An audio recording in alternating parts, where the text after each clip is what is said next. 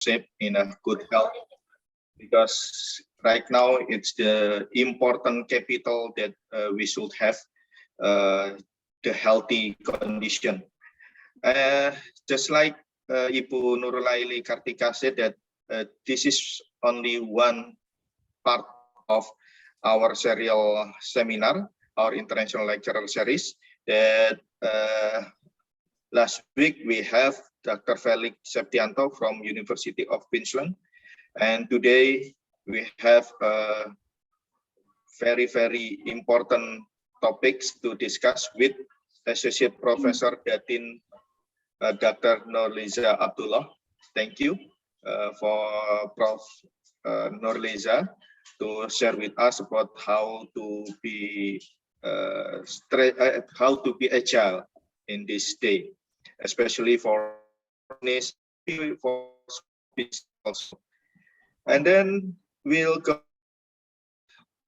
the other seminar with University of Malaya, with University of Groningen, Universiti Teknologi Mara, Lomonosov Moscow State University, and Waseda University. So we will have many different perspectives, many different management functional that we will discuss in the next future international lecturer series.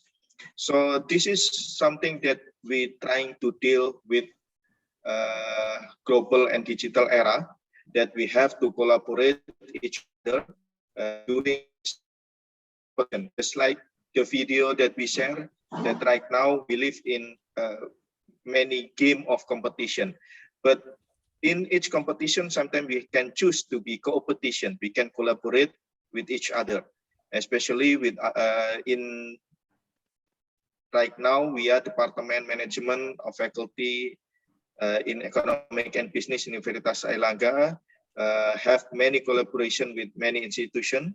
So we're trying to share this information, this very meaningful material from many lecturers around the world, so we can have networking, we can have from many perspectives.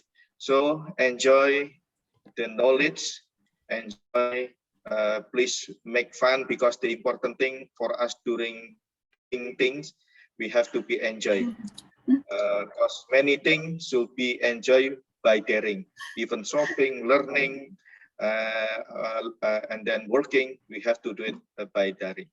Thank you again, Associate Professor Datin Dr. Liza Abdullah, to become one of our speakers, and welcome to our international lecturer series for everybody. Hope that we can do the next collaboration. Barakallah. Assalamualaikum. Back to you again, Bu Nurullaily. Okay, thank you, Dr. Ganjar Pramananto. We have to enjoy during daring, right? Yeah. Yes, happiness is important, Bu Nurullaily. It's the basic of healthy. Yeah, we have to. Okay, now I like to introduce, we have a special speaker in this very special occasion. And it is a joy and privilege to me to introduce today our speaker, Professor Datin Dr. Liza Abdullah from Universiti Kebangsaan Malaysia. Assalamualaikum, Prof. Liza. Waalaikumsalam. Apa kabar semua? Alhamdulillah. Inshallah. And I will read about Prof. Liza. Professor Liza has more than 20 years of experience in teaching and associate professor in Faculty of Economics and Management, Universiti Kebangsaan Malaysia. And she has many publications in international journal, and her research area in strategic management, right? And also entrepreneurship, knowledge management, and organizational learning. Is it right, Professor, right? Yes. And Still same. Oh, okay. All right. And Prof. Nurliza obtained her bachelor in economic degree in International Islamic University and her MBA from UKM. Also, her PhD from University of Malaysia in strategic management area, right? And but she has completed postgraduate diploma in entrepreneurship from Cambridge University, United Kingdom. Is it right, Prof? Yep. Well, Yep. is it Yes. really? And also have several academic excellent awards, Harvard Alumni Gold Medal Award, Standard Chartered Award, Perbadan Nasional, and now she's active in consultant and now is currently chair for Center for Value Creation and Human Being Studies right now. Right now I'm the deputy dean for undergraduate academic affairs. Oh, okay. Oh, Okay. okay. Yeah, that was my previous designation. Oh, in previous Yep. become a chair, right? Okay. And because so many achievement from Prof. Nurliza that I can tell because we have just a little time. Yeah. So I think that we will start our special discussion. And Prof. Nurliza would like to present her speech with the title Agility, Strategic Issue Adapting Strategy Dealing with Pandemic. Okay. Okay, to Prof. Nurliza, time is yours. Okay, thank you, Madam Chairman. Okay, Ibu Nurullaily. Yes. Okay, Bismillahirrahmanirrahim. Assalamualaikum warahmatullahi wabarakatuh. It's good to be here. Okay, this is my first talking to international participants. Okay, most of the time I'm the participants for international programs. Okay, but for today I'm going to be I'm going to share with you, issues related to strategy in during the pandemic. Okay, but firstly, I would like to extend my appreciation to Universiti Airlangga for inviting me to be one of the speakers in the series international seminar, management issues in pandemic era. And then specifically, I would like also to thank the Dakota program and the Dean of Faculty of Economics and Business, Head of Department, Management Department, and also specifically to Dr. Ganchar for spearheading these international seminars. So as I've been relate to you about my profile, so basically my research is mostly in strategic management, and I also have been teaching strategy, and I'm also actively participating in competition related to business cases. So I'm also a reviewer for business cases. So basically I'm very focused on on organizational management. Yeah, but right now, as what have been mentioned about my research areas, now I'm moving towards social entrepreneurship as well, looking into a new form of entrepreneurship. Okay, so thank you very much for the for the introduction about myself. Okay, I'm sorry that I'm having a problem with my throat, because we talk a lot, during the pandemic. All right, so I would like to share my screen first, okay?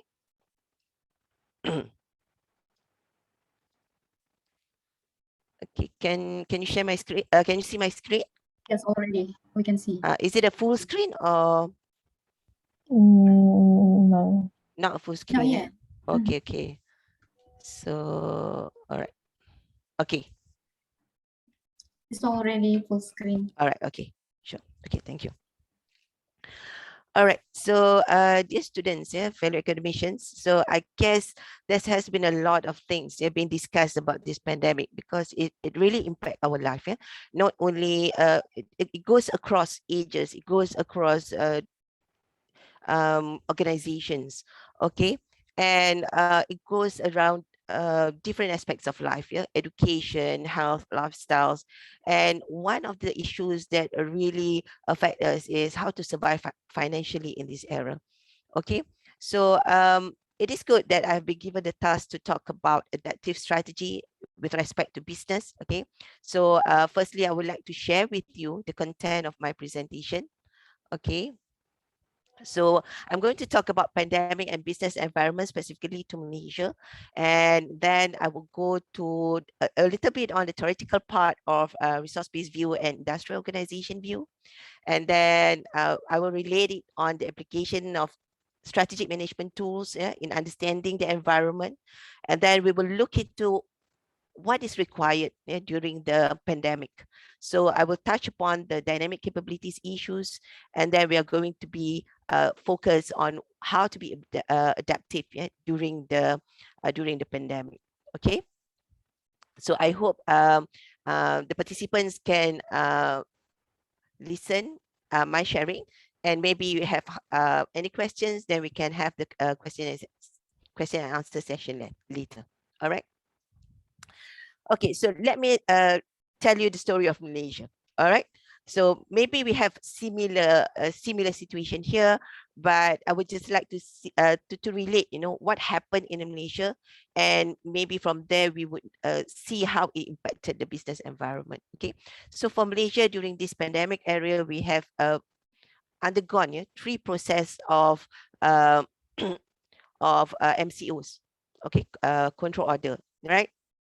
So the first time is during March to May 2022. Okay, so at that time it was really what you call it, the first experience. So I mean consumer businesses, we for the first time, we are faced with this situation. Okay, so in terms of the government in taking action, so because due to the severity and the shock that we received, about the pandemic, so we go straight away to have a strict lockdown. If you look at the numbers at that time compared to what we have this time, that numbers were basically lower than what is happening right now. But what we did last time during the what we call as MCO 1.0 was to have this strict lockdown. Okay, and non-essential business halted. Everything was stopped, except for essential businesses, because of course the economy has to thrive. Okay. So definitely this was affect, as all businesses, especially the small and medium scale, because one thing is that we are not prepared to face this kind of situation. It was a shock. Okay, and then and of course it affects in whether it's a local production or for export production, it really affects us. And then the impact is what happened is that export was contracted. Okay, and then we face trade deficit. Okay, and then certain industries, especially for example tourism, is affected in entirely. Okay, because of the control order, nobody can move around.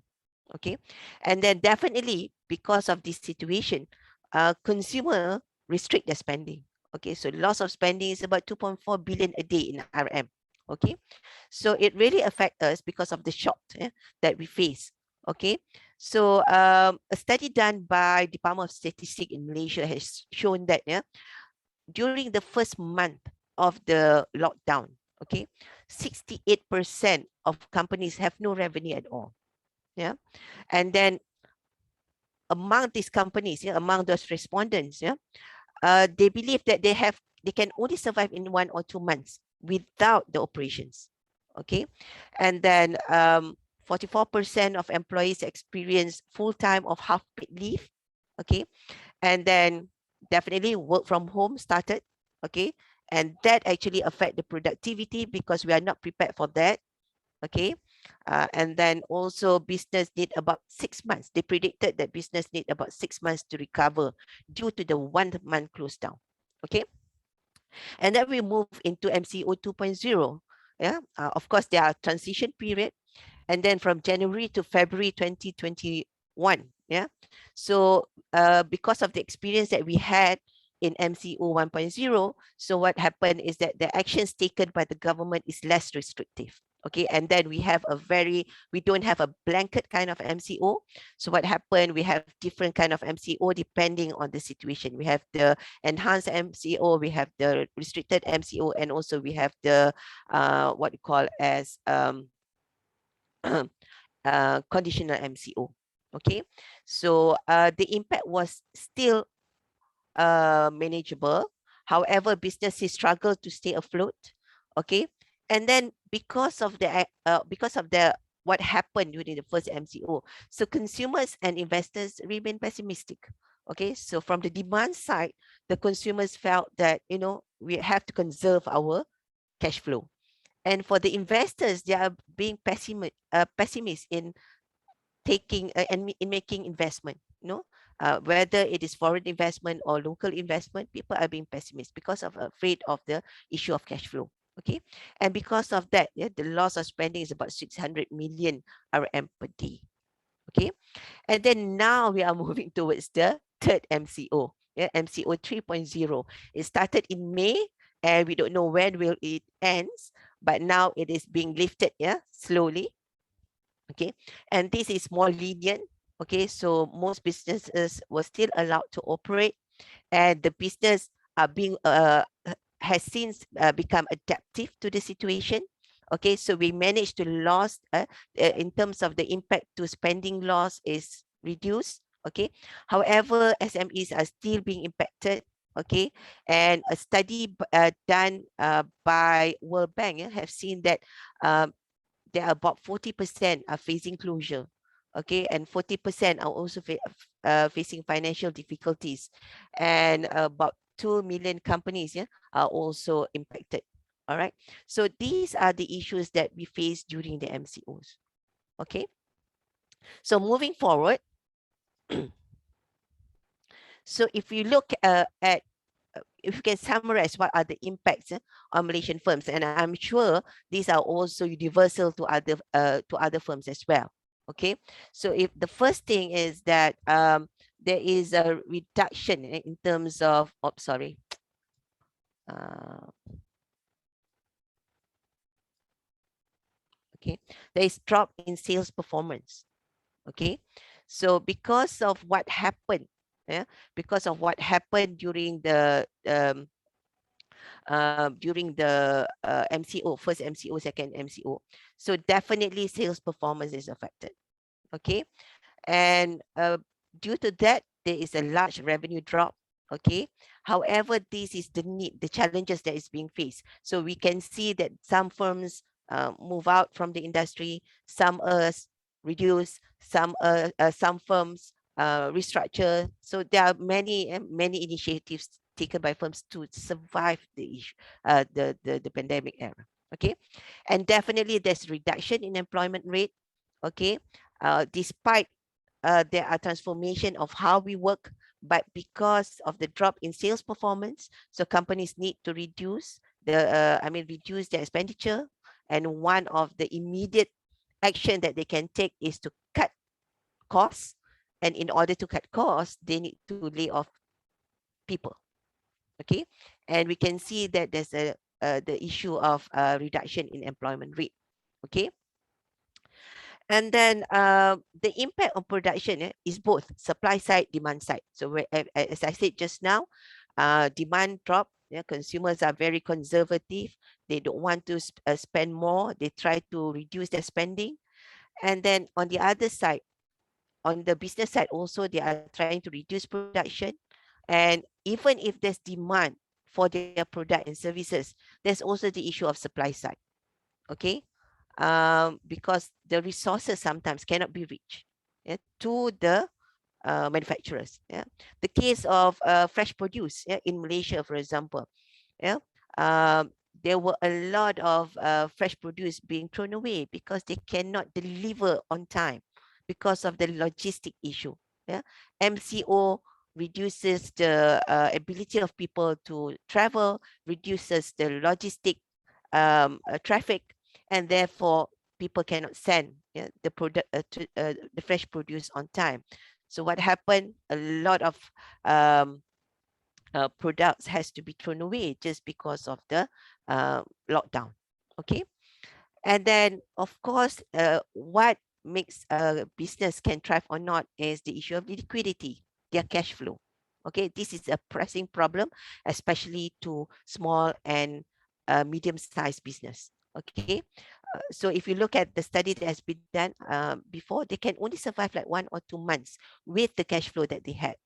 Okay, and in terms of getting um, more assistance, financial assistance, they are also afraid to borrow because of the possibility of they cannot repay their loans.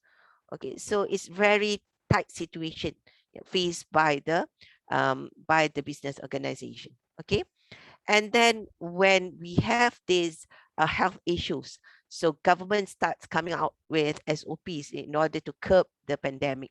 So adoption of health protocols is at a cost. You know, you need to buy the things, you need to buy the supply of PPEs. And then in order for you to conduct, you can only open certain time, you know, and then only few people can go into the premise. So all this is at a cost.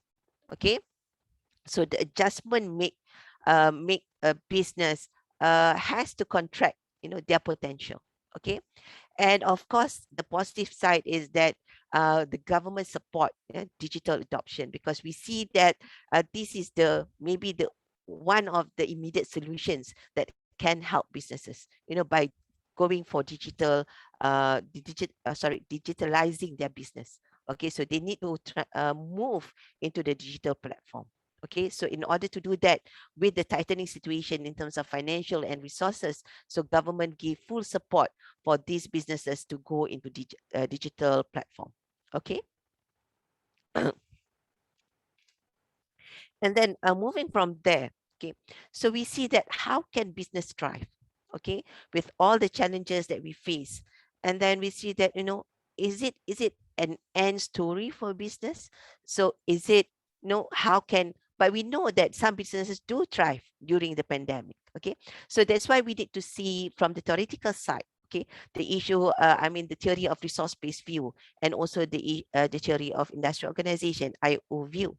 Okay, so if you look in terms of resource-based view, we are talking about the uniqueness of our resources. Okay, so in this model, we see that there's a need for us to achieve a superior firm performance at this time. Okay, superior is a subjective word, so superior maybe is just to survive, but at least you want to thrive during the pandemic. Okay, and therefore we need to identify what are the resources that we have that we can leverage. So we need to identify what are the valuable inputs that we have.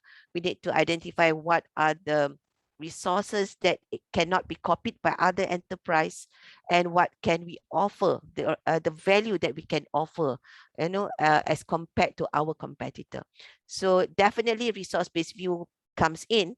So we need to look inside, to look within the organization, how to survive using the resources that we have, how to leverage the resources that we have. Okay, and in terms of industrial organization view, looking at the external factors that are affecting us. So companies need to be agile, need to be alert with what is happening outside. Okay, definitely the alertness need to be increased during the pandemic. Okay, we need to observe what is happening around us, and also we need to understand how uh, the changes, yeah, in the environment impacted us. So this is something that we need to build within the organization. Okay, so firms need to identify and seek to operate in environments that provide the best opportunities for competitiveness and profitability. So here maybe we need to move to another platform, we need to move to another business area even. So these are the things that need to be considered during the pandemic for business to thrive in during this situation. Okay, so moving from there, okay, if you look in terms of the techniques that has been introduced in strategic management, we have the VRIO, we have the SWOT, we have the PASTEL. So basically it really helps us, you know, during the pandemic, because we need to see what is happening around us, because what happens really affect the business. And failure for us to identify what is happening outside is going to affect our business as well. Okay, for example, in terms of politics, you know, we need to be alert with government assistance, what we can get from the government. If we need to move or we need to transform our business model, what help can we get? You know, and I'm sure our government, Malaysian government, Indonesian government are also trying to help the business, because without the businesses, then the government can also collapse, right? Because we are related, you know. Okay, so how does the MCO is affecting our business? So we need to really understand, you know, how to move around the MCOs. Okay, we cannot just say that, you know, okay, because of the MCO we cannot operate, so we just let go, let everything happens. It is wrong. Okay, so we need to understand how it happens, how it impacts us, and how we can get around the MCOs. Okay, and then definitely economics are going to be a very important external environment that we need to observe and be alert of. Yeah, for example, supply shocks. Okay, so let's say previously we only depends on certain suppliers. Now we need to expand our supply network. Yeah, our ecosystem of supply need to be expanded. Okay, in order for us to understand, or in order for us to leverage the situation. Timing is also important. Okay, because understanding of the situation, that hot supply, you know, to reach our manufacturing plant, for example. So timing is essential, because previously we don't have issues about transportation, we don't have issues about delivery, but now with the pandemic, with the issue the acceleration or escalation of people using delivery services, so we can expect that this is also going to affect our supply chain. Okay, and then definitely during the pandemic there will be demand shortage. So what can we do? Yeah, do we just let it be, or we need to create new demand? Okay, so this is something that we need to think about. Okay, so how to create new demand? Okay, and then definitely environment is also affecting us, so we need to be concerned about people, what is happening to other people. Yeah, what is the changes of mindset of the consumers, for example. Yeah, this is related to environment as well as the social. Okay, because if you see during the MCO1 and MCO2 and MCO3, the consumers are getting comfortable with online purchasing, online shopping, for example. Okay, and you will see that these changes has transformed how consumer behave. Yeah, so now, maybe last time people say that, oh, I don't trust online, online information, online shopping. But now when they have experience, they go to the real experience of buying online and getting positive experience from those exercise. So they might change their mindset and saying that, oh, this is easier than going to physical premise or physical shops. I can still get the same benefit of doing online shopping and uh, and also going for real shopping, going to the shops physically. So this definitely will change the mindset of the consumers. So we need to be alert of that. And also image preference, yeah, especially during the pandemic, people are very health conscious, becoming very health conscious, and therefore we need also to be empathize on this issue as well. We need to be alert to what the consumer mindset, the changes in the consumer mindset. Okay, and in terms of legal issues, what are the SOPs put in place? Okay, so we need to also be aware of that. And I think this is also important, IPs, intellectual property. Because of the situation during the pandemic, yeah, and people are doing business online. So more information we are giving into the online system, on the, virtually. We are giving a lot of information virtually. And with the artificial intelligence, with the data analytics, people can have certain kind of prediction, yeah, or intelligent guess, of what are actually your specialty. Okay, so meaning here that those things that you can preserve, now it becomes difficult to preserve. Because you are supplying more information in order to get consumers, right? So business provide more information to get consumers, but with more information, other businesses can imitate or copy. So this is the challenge to businesses. So maybe we businesses should also look in terms of IPs, know, how to protect those information, yeah, in order to give them a longer period of survival with, let's say, they have new innovation and whatnot. Okay. And also in terms of business contracts, because of the pandemic, so there's also if you read, yeah, a lot of issues of people breaching business contracts because of, maybe because they don't have any choice, they are forced to breach the business contracts, and also sometimes they put more terms and conditions within the business contracts, you know, because of the pandemic situation. All right. And definitely technology is going to play a bigger role during the pandemic. Yeah, so we need to look in terms of what are the processes involved, yeah, business processes, and then also the migration, and also there's also the issue of learning and unlearning. Okay, so because of, to change the mindset, in order for us to transform into the technology era, in order to include or embrace technology into the business processes, so we need to learn and unlearn. All right. So moving forward, okay, uh, when we want to go, I mean, to survive or to thrive during this pandemic, definitely the issues of capabilities comes in. Okay, capabilities in terms of the capacity of our resources to work integratedly, yeah, to give the best performance as possible. Okay, so we have the resources, you know, the VRIO, yeah, but even if our resources are very what we call is very standard, yeah, but if we have unique capabilities in order to recombine the resources, that can also constitute a a competitive advantage, that could also give us competitive advantage. All right. So moving from there, um, okay. So I want to move into dynamic capabilities. I think this time during the pandemic, yeah, dynamic capabilities is definitely essential.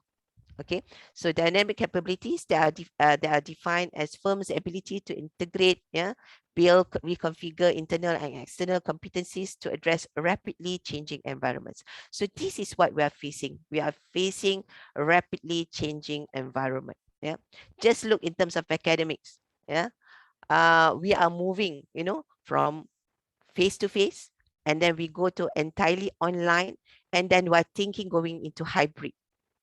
Okay, and then when we go into hybrid, we are thinking about what can we do with hybrid learning, and then we are moving towards, is there possibility to expand our business and services towards hybrid learning by offering new types of courses, isn't it? So for example, in many universities, they are moving towards what we call as open distance learning within a hybrid environment. Yeah, so you're not going to tax, you're not going to exhaust your resources by having more students, but now you are going to have more students in different locations by using the same lecturers, the same time of teaching. Okay, so these are some issues that we can relate, you know. So how, but this requires what we call as dynamic capabilities, the ability for us to recombine the resources that we have. All right, the ability of the firm to build new things from the resources that we have. So these are the issues of dynamic capabilities. So during this time, during this pandemic, dynamic capabilities would be really essential.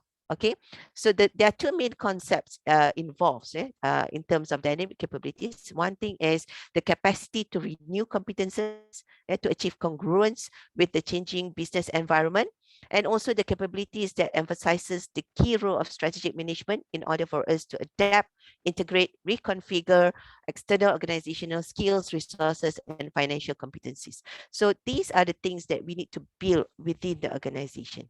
Okay, but definitely I don't deny the fact that leadership plays a role. Yeah, so the leaders also, yeah, because basically the organization is also driven by the leaders, and therefore the leadership plays a role in order to drive the organization towards being adaptive and being agile. Okay, And important issues in dynamic capabilities can be categorized into segments. Yeah? The first one is routine-based and another one is ability-based. And of course, you want to have this, you want to build the abilities, and then you want to transform it, to routinize it in order to ensure that it is built, the competencies is being built through time. Okay, and therefore, if you study about dynamic capabilities, there's a lot of issues on explorative and exploitative learning. Okay, so this is something that what we call as ambidextrity, where organization need to be ambidex. Yeah, they need to be able to use both things at the same time. They need to explore, and at the same time they need to be able to exploit. Okay, and in order for them to be that, they also need to build themselves, the ability of them to go into both sides, what we call as ambidextrity. So moving forward, okay, so we'll see that definitely during environmental changes, okay, the recombination of the resources, whether it's human, physical skills and whatnot, would determine what kind of capabilities that we can generate. And definitely what we want here is dynamic capabilities. Okay. And when we're talking about dynamic capabilities, definitely it will relate to knowledge. Okay, knowledge, and therefore we need to see that the process of knowledge development, knowledge recombination, and knowledge use is following the right sequence. Okay, and also the elements of learn and unlearn would comes in. Okay, so I guess these issues need to be tackled by organization. Okay, this is the time where they need to learn a lot from what is happening. Okay, and I'm sure that businesses that could thrive during this pandemic, that could transform their processes, yeah, and that could make better, their processes, they can thrive even after the pandemic. Okay, so moving forward towards that, so how do we develop these dynamic capabilities during the pandemic? Yeah, but the first thing for organization is they need to see what kind of disruption they are facing. Because if you look during the pandemic, the disruption is there are variation in terms of how the disruption affect the business, right? For example, there are some businesses that are swelling. I mean, they are doing well during the pandemic. For example, those businesses that provides um, video conferencing, Zoom, yeah, WebEx, Cisco.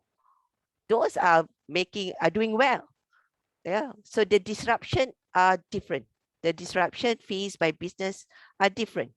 Okay. um, so and it's also depending on the the the business itself. For example, definitely some people say that small business are highly affected as compared to big businesses. Yeah, and then those who have less financial stability are going to be affected. Those who have their their financial what you call it, um, those who rely a lot on loans, for example, in their business processes, they are going to be highly affected. Yeah, there are also issues about what kind of business, what kind of industry you are in. So the depth of disruption is different. So we cannot say that it is universal to all. Definitely, all are affected, but you need to understand how is the situation, the pandemic is affecting your business. So you need to understand how deep is the disruption to your business. Okay, so and then you also need to understand what is the length of the disruption. So how long could the disruption last? Okay, so if you predict that, if you see that you expect that the disruption is going to last long, so then it is critical for you to start taking action. Yeah, because some people during the first MCO, for example, some of the businesses said they have the mindset to wait and see, see what happens, and also they wait for other businesses to follow, to start, and then they will follow suit. So this is things that may be dangerous to the business. You know, if they think that, okay, just wait and see what happens next. Okay, but you need to analyze and see what is actually the length of disruption expected to your business. If it's going to be long, then you should take the action now. Okay, but if you think that it is fairly temporary, then maybe you should say that, okay, so my action would not be as severe or um, as extensive as possible. Okay, and then you should also look at the shape of recovery. How is the government helping the businesses? Okay, and what is happening in other countries as well. So you need to see what is the shape of recovery, because you see that the recovery process is different from one geographical location to another geographical location. You see in New Zealand and Australia, they are doing good, right? So what happened next within that country? UK, the cases are high, but the businesses are going as before. Yeah, so what happens? So you need to see what is the shape, what are the shapes of recovery in other countries, in other organizations, and also in other industries. Okay, so in order for you to do that, you need to break down the impact. You see, you need to understand. So to understand the depth of disruption, so you need to break down the impact, and then you need to identify what are the most important indicators to you, because the indicators are different. That's why when you read, articles, there's a lot of prescription in the website, in the virtual platform, but it is not a universal solution. Yeah, so you need to understand your organization. Yeah, so you need to identify what are the indicators that are specific to your organization. Okay, and then you also need to learn. That's why I said, yeah, this is the process of learn and unlearn, the process of explore and exploiting. Okay, so you need to observe the trends and responses. Okay, see what is happening. You know, how the customers are changing their mindset. How do the customers behave? How the government react to the issues. Okay, and therefore you need to see how it affects the company. And then you also need to scrutinize the economic impacts. You know, people receive moratorium. In Malaysia, we have what we call moratorium. You know, you can lengthen the time that you can pay. You can reduce the amount of loan that you can pay. But of course, there are also other financial issues related to it. But it gives some kind of what life to the organization. Okay, it gives some kind of breath to the organization to survive. Okay, the moratorium, although you are just postponing the impact, but it gives some what we call give some kind of help to the organization. Okay, so you need to scrutinize the economic impacts. You know, how does it impact supply? How does it impact to your production because of all these logistic issues and whatnot? And then in order for you to understand what are the actions that you need to take, you learn from others. You know, see what happens to other organization, see how organization recover, what are the actions they are taking. Okay, so you need to really learn from others, because of the situation that you are facing, you are trying to minimize the risk, because sometimes you cannot afford the loss from making wrong decisions. You cannot make wrong decision at this time, in other words, because if you make wrong decisions, maybe you have to go out of business. Okay, and therefore you need to learn from others. Okay, so going into that, yeah, so of course there are adaptive strategies during the pandemic. So the first thing that the prescription that you often see and often being explained in webinars and whatnot is cost cutting. Yeah, but cost cutting, yeah, should be done strategically, meaning that it's not going to be blanket cross cutting. Okay, you need to understand in which aspect that you need to cut costs. So maybe this is the time where you use your blue ocean strategy. You know, the techniques of looking at what should be eliminated, what should be reduced, you know, what should be created. Yeah, so these are the things that you need to look into. Yeah, Okay, so it's not Liza, yep. Sorry, you have 2 minutes left. Yeah. Okay. I'm looking at the time as well. Okay. All right. And then definitely you need to continue innovating. Okay. There's a lot of rooms to innovate, and with the new conditions, yeah, there are rooms for innovation. It doesn't mean that you should remain in your traditional mode. Okay, you need to innovate. And also customers is becoming the king. So you need to engage the customers, and any changes in the organization, you need to inform the customers in order for you to receive less resistance from the customers. Okay. And then you also need to streamline the process. Okay, this is related to cost cutting. And in some cases, maybe you also need to change your business model. Okay, maybe you need to transform from face-to-face to online to hybrid. Maybe also you need to increase variation of your product, or maybe you need to close these operations and move into another industry. So you have to be open to that circumstances. Okay. And also this is a time to expand your niche. Okay, so instead of going to customers directly, you can also go to business and whatnot. And also this is also the time for you to rebrand your company image. Okay, because now people rely a lot on social media.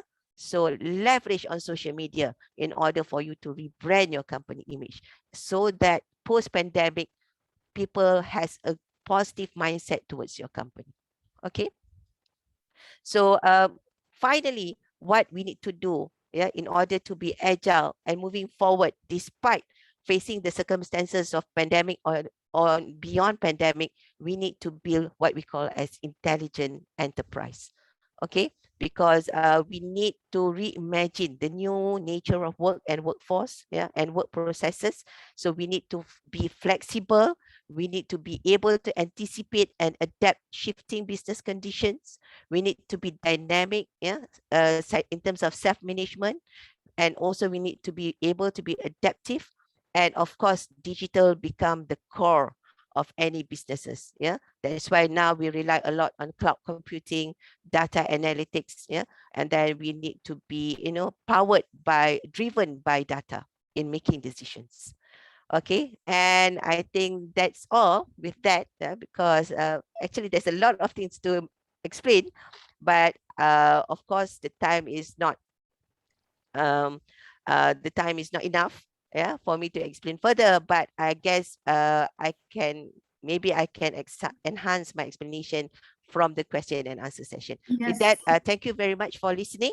Okay, and any question, I welcome all questions from the participants. Yes, we can continue this discussion with question and answer, right?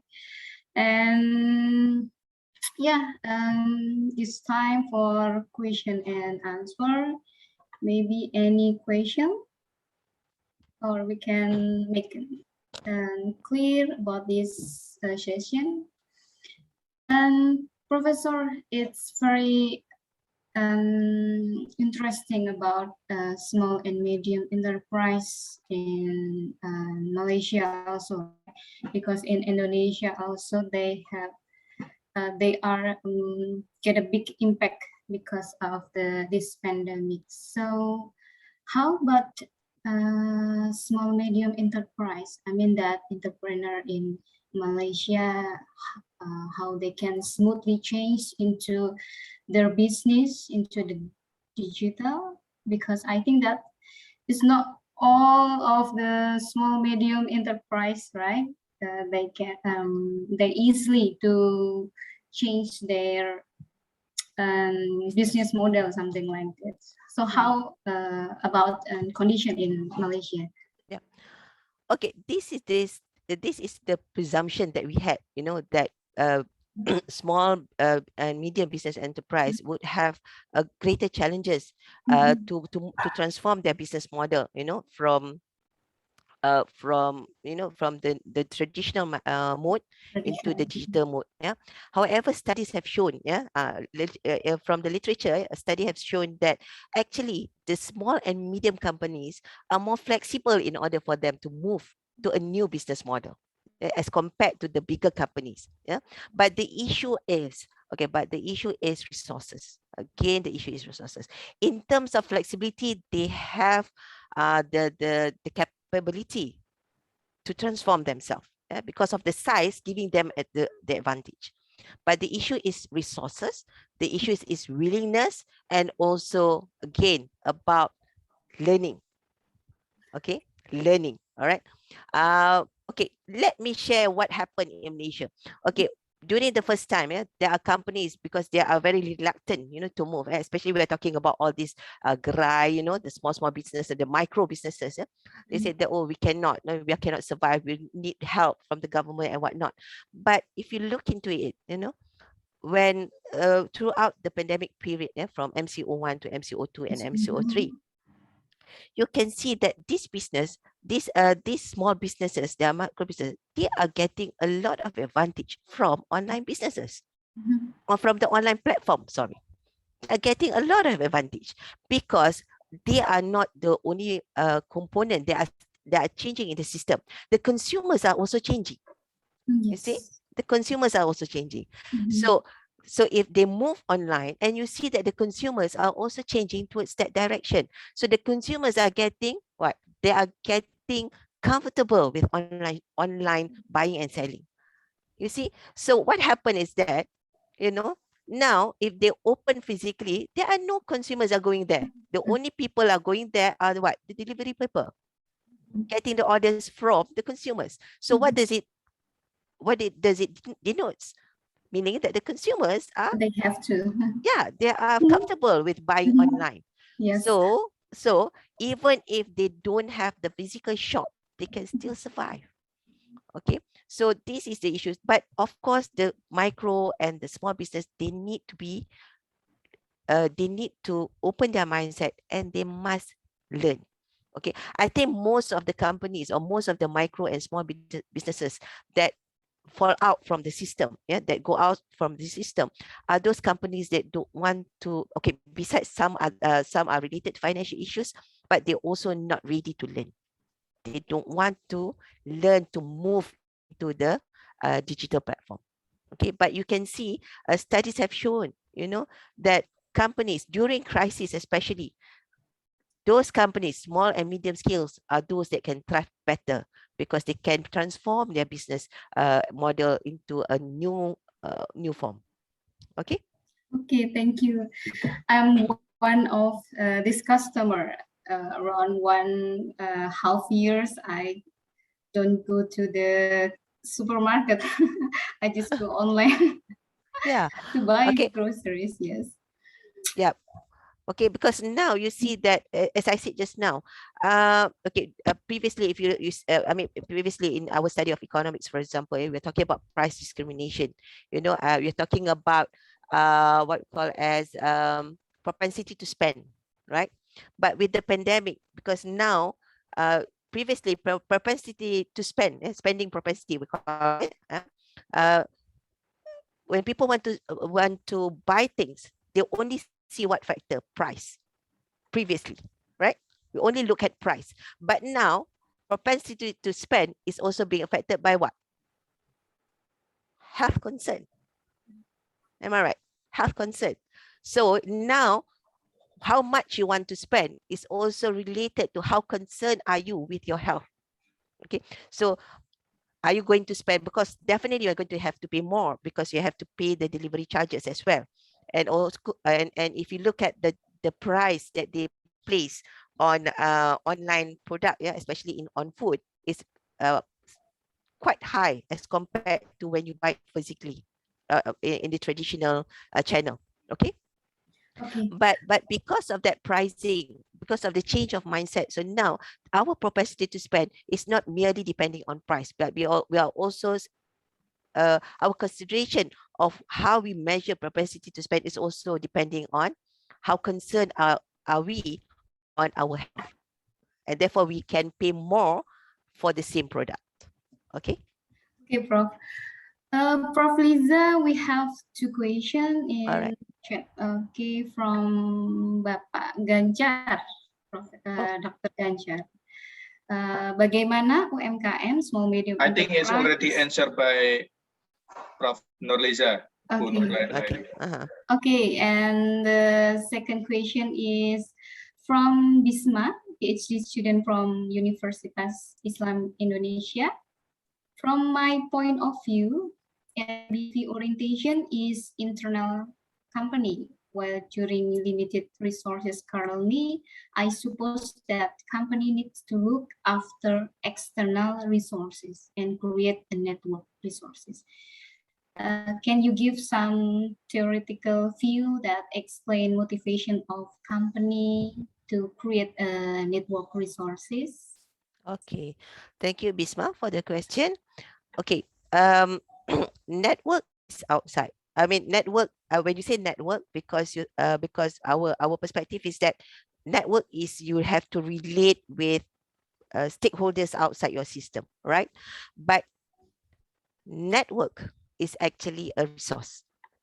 All right. So network is actually a resource. So what we need to do right now, yeah, when you say that you need to create a network, so it's still meaning that you want to create a resource.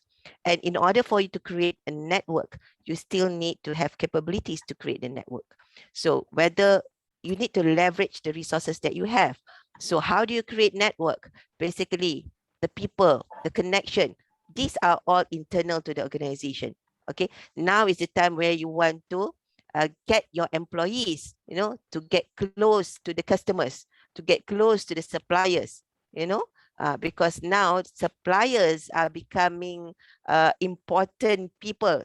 Last time we said that customers are the king, now suppliers are also the king, because of the limited supplies, because they need to, because they have limited supplies and they have a lot of customers, right? That's why if you look in terms of Porter 5 forces, the bargaining power during the pandemic, the bargaining power of suppliers increased.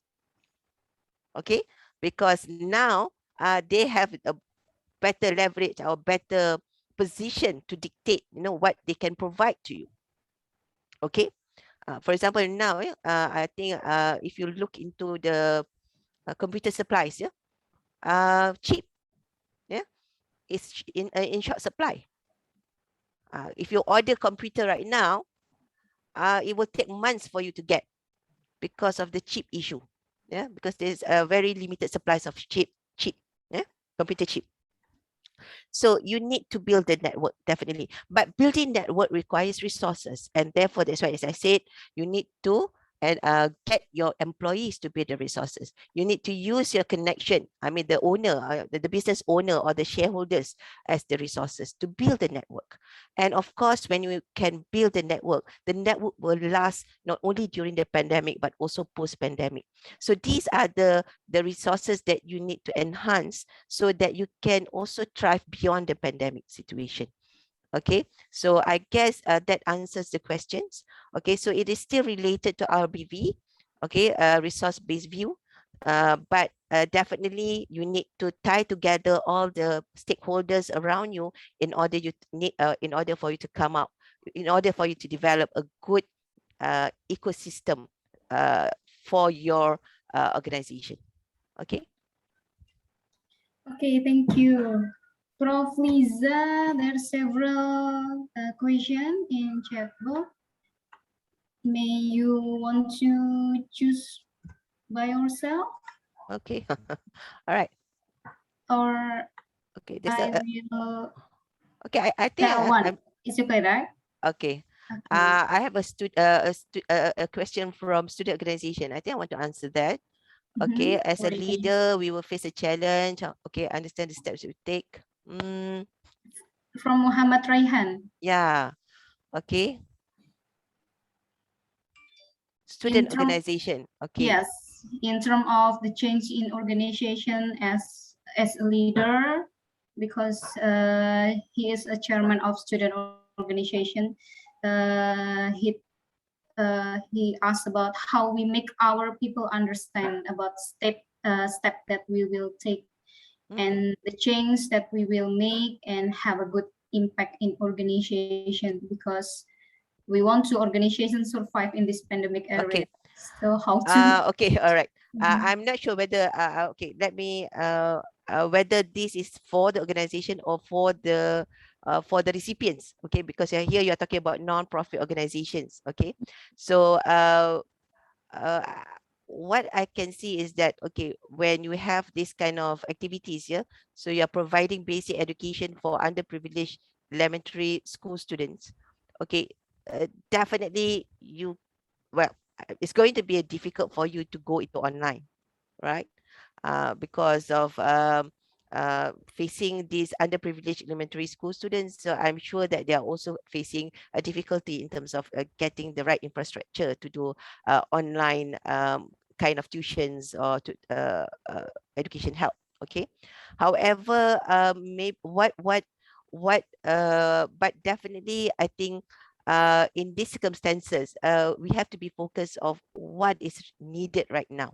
Okay, is it the content of education, or you need to focus on the tools for education, right? So maybe what in terms of your organization as a non-profit organization, maybe you need to change a little bit the focus of giving the assistance for education for the underprivileged elementary school students.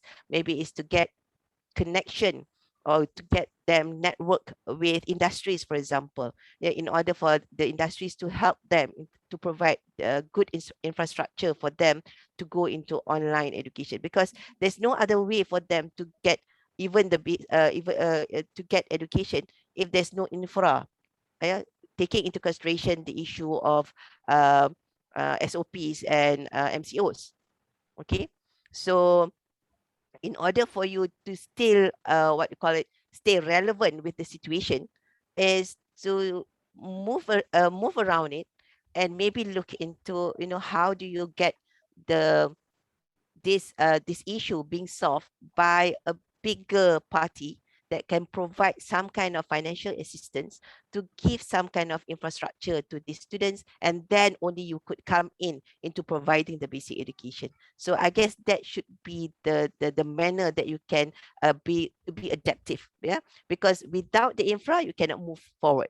Okay, and I'm sure that you cannot expect that these students to have their own um, financial to provide the infra. So you need to connect them to the right people, to the right organization, in order for you to still continue to stay relevant in providing a basic education. Okay, I hope that answers that. Okay. Okay, thank you so much. Oh, we have so many questions. How about we will answer again? Okay, Prof. maybe you can Liza, choose or one. choose one, okay? Okay. All right. One. Yes, this is from Adinda Rahmi, good afternoon, Professor. Okay. One of the adaptive strategy during the pandemic is customer engagement, and which means informing customer about the change in the firm to reduce resistance. But in this pandemic situation, it's very likely to change going to effect of customer in the bad way because of greater resistance from them. Yep. It will inevitable to the firm even if we already informed them about it. So what other effort that we can do as a firm to reduce and minimize about the resistance from the customer? Okay, thank you, Adinda Rahmi. Rahmi, your name is very unique, yeah, Adinda. In Malaysia, Adinda is adik, yeah? Adik. Adik, yeah. Okay, small brother lah, yeah, Adinda. Okay, Adinda. yeah. So okay, I do agree with you that during the pandemic, the customer will be restricted in terms of spending. Yeah. However, but customers still need to spend. Okay, customer need to spend. Okay, and I guess during this time, okay, customers has the awareness that there will be price increase. If they are concerned about price increase, there would definitely be cost increase, in terms of product and services. If you go and going for to cut your hair, for example, last time you paid 10 ringgit, now definitely you're going to pay more, because they need to wear the what you call it, all these, not saying PPE lah, but they need to cover themselves, you know, during when they want to give the services, right? And this would cost to the, there would be cost to the service provider. Okay. However, okay, this kind of information need to be relayed to the customers. Okay, so that they would understand, yeah, that this is something that you don't do it on purpose. Okay, you have to, because you also are being affected by the situation. So that was the issue about customer engagement, why you need to inform the customers. Okay, but on top of that, okay, okay, now during the pandemic, okay, because of the restriction, if you look at it from another perspective, because of the contraction, yeah, or the ability of the customers, they need to reduce their spending and whatnot. So they would become more selective. They would become more selective. Because last time they say, okay, we can buy, you know, from any customer, differences of, you know, you know, they go to one shop, they will buy so many things, you know, but now they will be very selective and very focused in terms of spending. Okay, so here, that's why I said that customer engagement is very important, because now when customers are being very selective, they are being restrictive in their spending, so they have more power. Again, going back to Porter 5 forces, the bargaining power is going to also be increased in this situation. So that's why, what are the capabilities that you need in order for you to get these customers? So the customers, the size of the customers is getting smaller, and the extensiveness of their spending is also getting smaller. So that's why you need to increase another elements within the relationship between customer and seller, is the engagement.